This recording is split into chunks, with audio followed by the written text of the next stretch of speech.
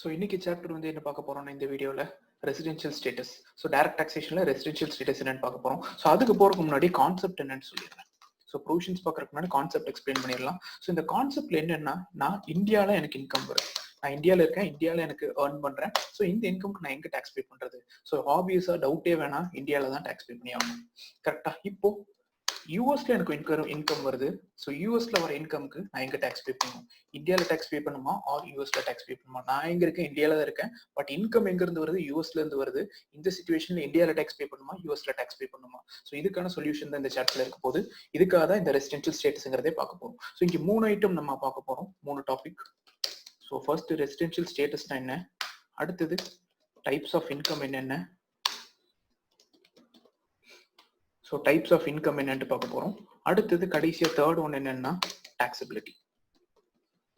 So இந்த 3 item தான் பார்க்க போறோம். First residential status. இந்த ரெசிடென்ஷியல் ஸ்டேட்டஸ் யாருக்கு பார்க்க போறோம்னு பார்த்தோம்னா டு ஆல் அசஸீஸ். ஸோ எல்லா அசஸீஸ்க்குமே பார்க்க போறோம். அதுல ஃபர்ஸ்ட் ஒன் எடுத்துக்கலாம், இண்டிவிஜுவல். ஸோ இண்டிவிஜுவலுக்கு பார்த்தோம்னா டோட்டலா 2 ரூல் இருக்கு. ரூல் 1. ஸோ ரூல் 1 எதுக்காக அப்ளை பண்றோம் அப்படின்னு பார்த்தோம்னா ரெசிடென்ட் ஆர் நான் ரெசிடென்ட் இதை கண்டுபிடிக்கிறக்காக தான். நான் வந்து ரெசிடென்ட்டா நான் ரெசிடென்ட்டான்னு கண்டுபிடிக்கிறக்காக ரூல் 1 அப்ளை பண்றோம். ஸோ இந்த ரூல் 1 டோட்டலா 2 கண்டிஷன் இருக்கு. ரெண்டுமே என்ன கண்டிஷன் பார்த்தோம்னா ஆர் கண்டிஷன்ஸ். ஸோ இங்க ரெண்டுமே ஆர் கண்டிஷன். அப்படின்னா ஏதோ ஒரு கண்டிஷன் சாட்டிஸ்ஃபை ஆனா போதும். ஓகேவா? அதுல ஃபர்ஸ்ட் கண்டிஷன் எழுதுறேன். ஃபர்ஸ்ட் கண்டிஷன் என்னன்னு பார்த்தோம்னா ரொம்ப simple. Individual should stay for 182 days or more in previous year. இது ஃபர்ஸ்ட் கண்டிஷன். அடுத்தது செகண்ட் கண்டிஷன். இங்க வந்து ஆர் கண்டிஷன். ஸோ ஆர்னு எழுதிடுறேன். R. So R second condition என்ன சொல்றோம்னா individual should stay for 60 days or more in previous year. And இங்க இதுலயே 2 சப்டிவிஷன் இருக்கு. அதுல செகண்ட் சொல்றேன். ஸோ செகண்ட் இது என்னன்னு பார்த்தோம்னா 365 days or more in immediate for preceding previous year. So for preceding previous year. So இது ரெண்டுத்துக்குமே ஒரு எக்ஸாம்பிள் எழுதுறேன் இந்த இடத்துல. இப்போ individual should stay for 182 days மோர்னு சொல்றோம். கரெக்டா? ஸோ இப்போ லெட்ஸ் அஸ்யூம் ஃபைனான்சியல் இயர் 2019-20க்கு ரெசிடென்ஷியல் ஸ்டேட்டஸ் அரைவ் பண்றோம். ஸோ இப்போ இந்த சிச்சுவேஷன்ல இந்த கண்டிஷன் வந்து என்ன சொல்றோம்னு பார்த்தோம்னா, நான் FY 2019-20ல எவ்வளவு நாள் இருந்திருக்கணும்?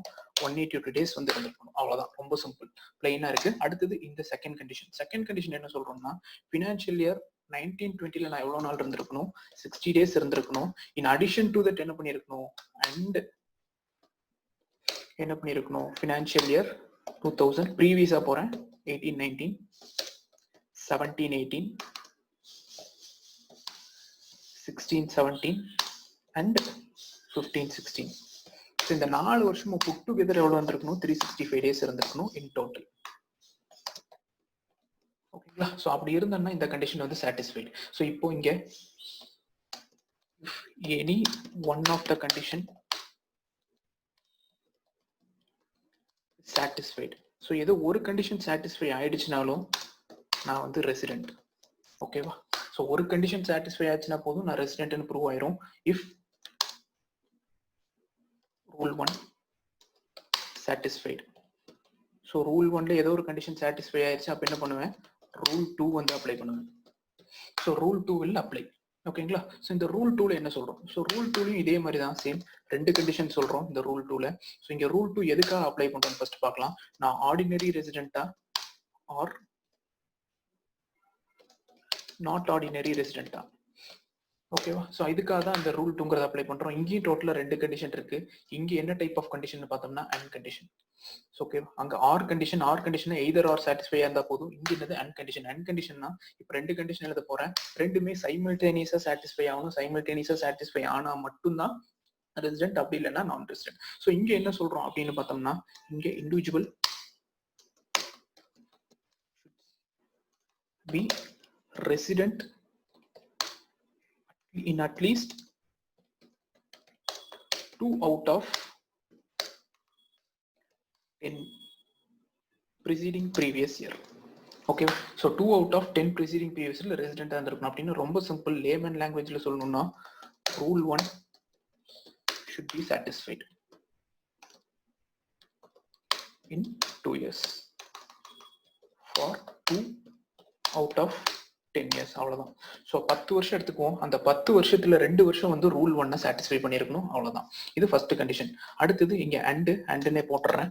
அண்ட் ஓகேவா, இங்க என்ன ஆர்னு சொன்னோம், இங்க அண்ட் அப்படின்னா ரெண்டுமே சைமல்டேனியஸா சாட்டிஸ்ஃபை ஆகணும். ஸோ இங்க second condition. So second condition என்னன்னு பார்த்தோம்னா, இங்க வந்து individual should stay for 730 days more in 7 preceding previous year. ஓகேவா, ஸோ இந்த ரெண்டு கண்டிஷனும் சைமல்டேனியஸா சாட்டிஸ்ஃபை ஆகணும். If both the conditions are satisfied,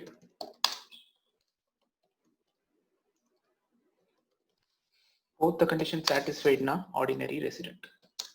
ஓகேவா, அப்படி இல்லைன்னா நாட் ஆர்டினரி ரெசிடென்ட். ஸோ இங்கே ரெண்டு கண்டிஷனும் சாட்டிஸ்ஃபை ஆகணும். இங்கே என்ன சொன்னோம், எனி ஒன் கண்டிஷன் சாட்டிஸ்ஃபைட்னா சொன்னோம். இங்கே இதுக்கும் இதே மாதிரி எக்ஸாம்பிள் ஒன்று எழுதுறேன். ஸோ இப்போ சேம் இதே இயர் எடுத்துக்கலாம். ஸோ இப்போ இதே இயர் எடுத்துக்கிறோம். ஸோ இங்கே என்ன பண்ணோம்னா 10 இயர்ஸ் போவோம் பின்னாடி. அப்படின்னா என்னது, FY 2018-19, 18-19, 17-18 அண்ட் ஸோ ஆன். அப்படியே 10 வருஷத்துக்கு போடுவேன். இந்த 10 வருஷத்துல எனி 2 இயர்ஸ் என்ன பண்ணியிருக்கணும், ரூல் 1 சாட்டிஸ்ஃபை பண்ணியிருக்கணும். அவ்வளோதான். ஸோ இதுதான் ஃபர்ஸ்ட் ஒன். ஸோ இங்கே 10 இயர்ஸ் பின்னால் போனால் அந்த 10 இயர்ஸில் வந்து ரூல் 1 ஏதாச்சும் 2 வருஷம் சாட்டிஸ்ஃபை பண்ணியிருந்தாலே போதும். அடுத்தது second one. So second one என்ன சொல்கிறோம், இங்கேயும் அதே மாதிரி தான் எழுத போகிறேன்.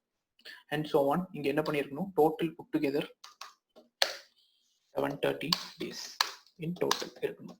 ஸோ இந்த 7 இயர்ஸ் போவோம் பின்னாடி. ஸோ 7 இயர்ஸில் வந்து டோட்டல் வந்து 730 days இருக்கணும். அப்படி இருந்துச்சுன்னா இந்த கண்டிஷனும் சாட்டிஸ்ஃபை. ரெண்டு கண்டிஷனும் சாட்டிஸ்ஃபை இருந்தா ஆர்டினரி ரெசிடென்ட், அப்படி இல்லைன்னா நாட் ஆர்டினரி ரெசிடென்ட். ஸோ அவ்வளோதான் இண்டிவிஜுவலுக்கு. ஸோ இங்கே ஒரு எக்ஸப்ஷன் இருக்கு. ஸோ இந்த எக்ஸப்ஷன்ஸ் வந்து எதுக்கு அப்படின்னு பார்த்தோம்னா,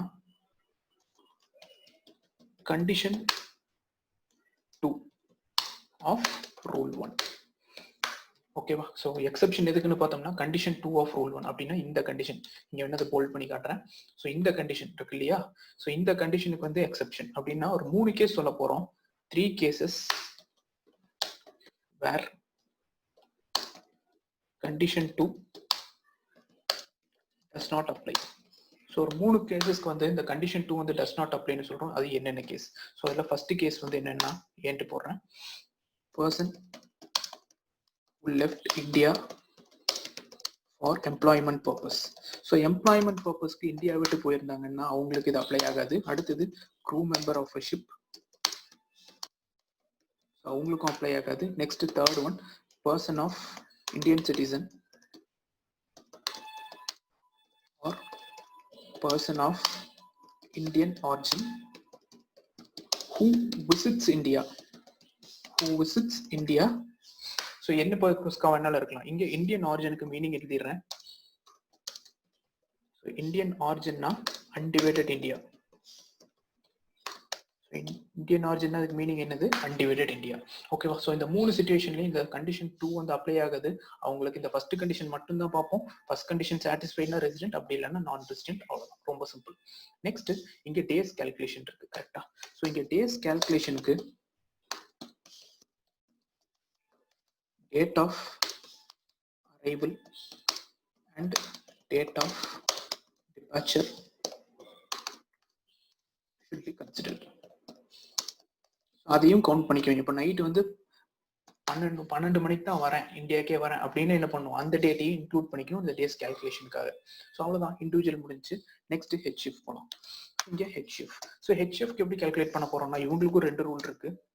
ரூல் 1 வந்து ரொம்ப சிம்பிள், ஒரே ஒரு கண்டிஷன் தான், கண்ட்ரோல். ஸோ ரூல் 1 வந்து என்ன சொல்லுதுன்னு பார்த்தோம்னா, இஃப் கண்ட்ரோல் இது பார்ஷியலாக இருந்தாலும் சரி ஆர் ஃபுல்லி, அதை பற்றி கவலையே இல்லை. ஸோ ரூல் 1 என்ன சொல்றோம், if control partially or fully in India அப்படின்னா ரெசிடென்ட். ஓகேவா, if outside India, outside இந்தியானா ரொம்ப சிம்பிள், நான் ரெசிடென்ட். ஓகேவா, ஸோ ரூல் 1 அவ்வளோதான். கண்ட்ரோல் பார்ப்போம். கண்ட்ரோல் வந்து இந்தியாவில் இருந்தால் ரெசிடென்ட், அப்படி இல்லைன்னா நான் ரெசிடென்ட்.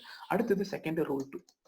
ஸோ ரூல் 2ங்கிறது ரொம்ப சிம்பிள். இங்கே நான் இண்டிவிஜுவலுக்கு என்ன பார்த்தனோ அதே தான் அப்படியே எடுத்துட்டு வந்து எழுதிடுறேன். ஸோ ரூல் 2க்கு இதே தான் அப்படியே எடுத்துட்டு வந்து எழுதுறேன். ஸோ இங்கே ரூல் 2 வந்து இங்கே இண்டிவிஜுவல்னு சொன்னோம் இல்லையா, இங்கே ஹெச்எஃப்க்கு என்ன சொல்ல போகிறோம், இண்டிவிஜுவலுக்கு பதிலாக கர்த்தான்னு சொல்ல போகிறோம். ஸோ கர்த்தாவை பேஸ் பண்ணி தான் இங்கே நான் ஆர்டினரி ரெசிடென்ட்டா இல்லை நாட் ஆர்டினரி ரெசிடென்ட்டான்னு டிசைட் பண்ணுவோம். ஸோ ரெண்டு கண்டிஷனும் சாட்டிஸ்ஃபை ஆச்சுன்னா ஆர்டினரி ரெசிடென்ட், அப்படின்னா not ordinary resident. So HF அவ்வளோதான், ரொம்ப simple. Next companies. So companies போறதுக்கு முன்னாடி ரெண்டா பிரேக் பண்றோம் கம்பெனிஸை. அதுல ஃபர்ஸ்ட் டைப் ஆஃப் கம்பெனி என்னன்னு பார்த்தோம்னா Indian company. So Indian company பொறுத்த வரைக்கும் ஆல்வேஸ் ரெசிடென்ட் தான், எனக்கு நான் ரெசிடென்ட் ஆனது பேச்சே இல்லை. ஸோ இந்தியன் கம்பெனிஸ் வந்து ஆல்வேஸ் ரெசிடென்ட். ஸோ அதுக்கு டவுட்டே வேணாம், என் பேர்லயே இந்தியன் கம்பெனின்னு இருக்கு. அடுத்தது செகண்ட், இந்த ஃபாரின் கம்பெனி. ஸோ இந்த ஃபாரின் கம்பெனிக்கு தான் நான் ரெசிடென்ஷியல் ஸ்டேட்டஸ்ங்கிறது பார்க்க போறேன். ஸோ இந்த ஃபாரின் கம்பெனிக்கு ரெசிடென்ஷியல் ஸ்டேட்டஸ் எப்படி கண்டுபிடிப்போம்னு பார்த்தோம்னா, இங்கே உங்களுக்கு ரெண்டு ஸ்டேட்டஸ் தான், ஒன்று ரெசிடென்ட் இன்னொன்று நான் ரெசிடென்ட். எதை பேஸ் பண்ணுவோம்னு பார்த்தோம்னா போயம் கைட்லைன்ஸ். ஸோ போயம் கைட்லைன்ஸை பேஸ் பண்ணி தான் பார்க்க போறோம். இங்கே போயம் கைட்லைன்ஸ் என்ன சொல்லுதுன்னா பிளேஸ் ஆஃப், ஸோ இங்கே effective decisions, effective management decisions are taken. Place of effective management decisions are taken. So எங்க எடுத்தாங்கன்னு பார்ப்போம். ஸோ ஓகேவா, இந்த டெசிஷன்ஸ் எங்க எடுத்தாங்கன்னு பார்ப்போம். இஃப் இன் இந்தியா, ஸோ இந்தியாவில் இந்த டெசிஷன் எடுத்துருந்தாங்கன்னா ரெசிடென்ட், அப்படி இல்லை அவுட் சைட் இந்தியாவில் எடுத்திருக்காங்க டெசிஷன்ஸை. ஓகேவா, இந்த போயம்ங்கிறது எங்க காட்டுது, அவுட் சைட் இந்தியான்னு காட்டுது. ஸோ அவுட் சைட் இந்தியான்னு வந்துருச்சுன்னா நான் ரெசிடென்ட், ரொம்ப சிம்பிள். ஸோ போயம்னா place of effective management. So இந்த பிளேஸ் ஆஃப் எஃபெக்டிவ் மேனேஜ்மெண்ட்னா டெசிஷன்ஸ் எங்க எடுக்கிறாங்கன்னு பார்ப்போம். டெசிஷன்ஸ் வந்து இந்தியாவில் எடுத்திருந்தாங்கன்னா ரெசிடென்ட், அப்படி இல்லைன்னா நான் ரெசிடென்ட். கம்பெனிஸ்க்கு அவ்வளோதான், ரொம்ப சிம்பிள். இது ஃபாரின் கம்பெனிக்கு மட்டும்தான். இந்தியன் கம்பெனியை பற்றி நான் யோசிக்கவே மாட்டேன், ஏன் இந்தியன் கம்பெனி வந்து ஆல்வேஸ் ரெசிடென்ட் தான், அவங்களுக்கு நான் ரெசிடென்ட் பேச்சே வராது. Next others. ஸோ அதர்ஸ் இந்த ஃபார்ம் எல்எல்பி எல்லாமே அதர்ஸ் கேட்டகரியில் சேர்த்திடலாம். அதர்ஸ் கேட்டகரியில் வந்து இஃப் கண்ட்ரோல் இன் இந்தியா, அது பார்ஷியலா வேணாலும் இருக்கலாம் இல்லை ஃபுல்லா வேணாலும் இருக்கலாம். கண்ட்ரோல் இன் இந்தியான்னா resident, outside India if control outside இந்தியான்னா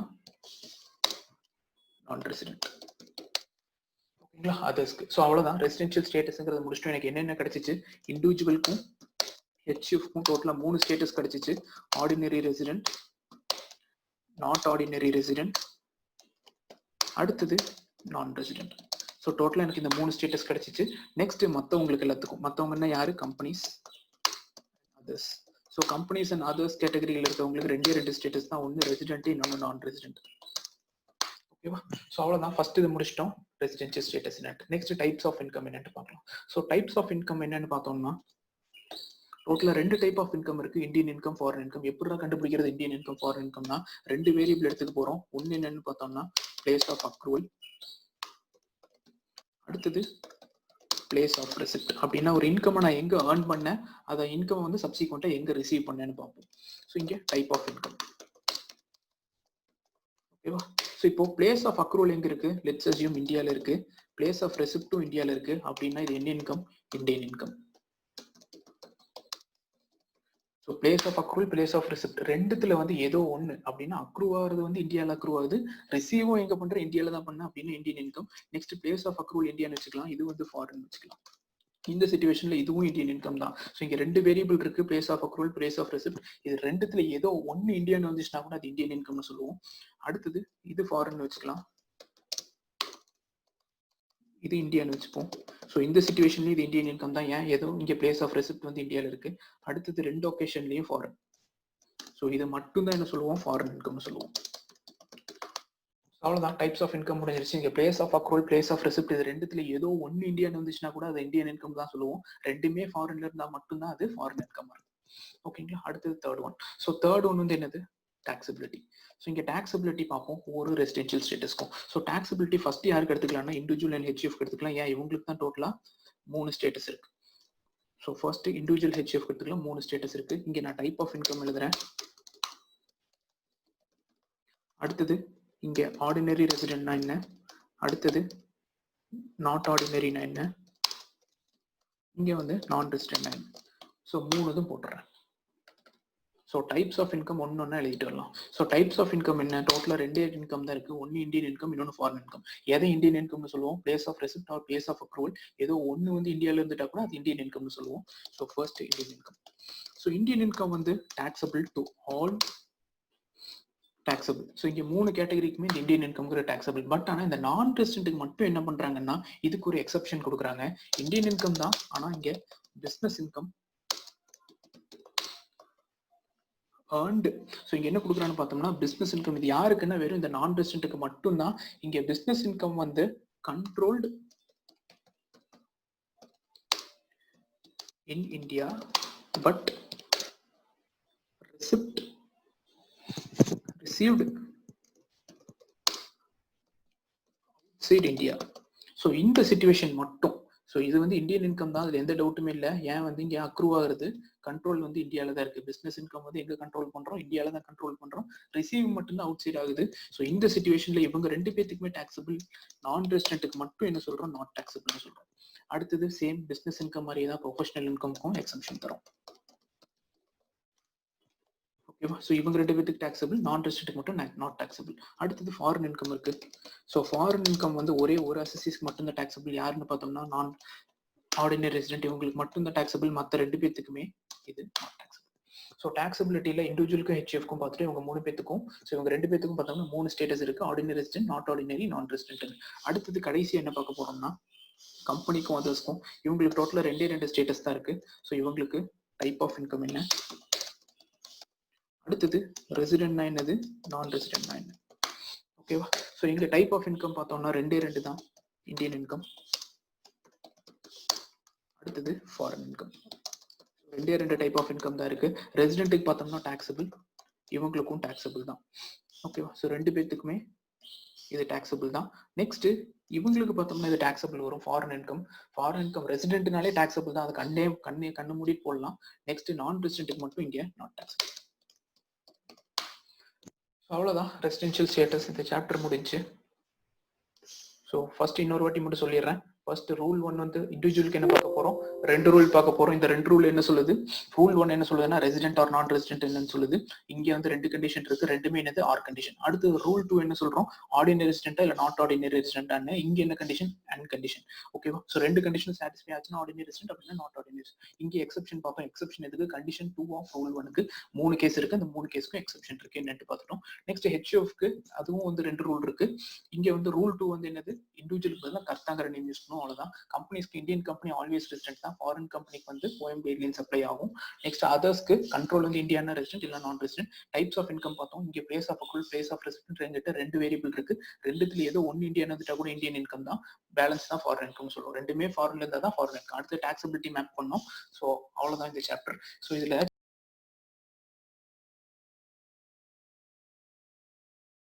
Hey guys, hope you like this video. So if you want the full length video of this chapter or any of the chapter, or if you want to join our live online interactive classes or any sort of inquiries, you can contact me over the Instagram. The ID is available in the description, and thanks for watching. Bye.